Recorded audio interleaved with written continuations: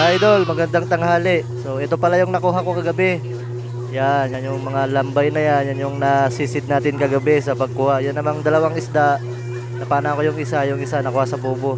Halo-halo na yan mga idol. Tapos yan, yung lambay. Niluto ko lang yan idol sa Sprite. Nilagyan ko siya ng konting Sprite. Tapos tubig asin. Napakasarap mga idol. Tapos yun, yung sinabawan na yun, mix na yun idol.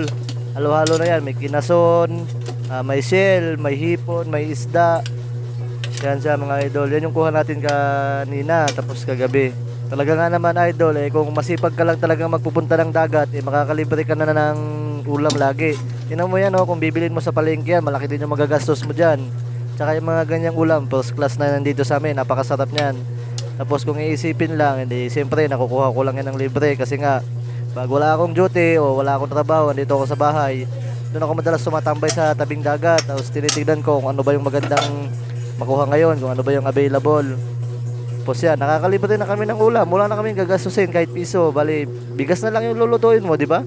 Nakakakain ka pa ng mga ganyan, mga healthy foods na wala kang binabayadan kahit piso, di ba? Makasarap mga idol.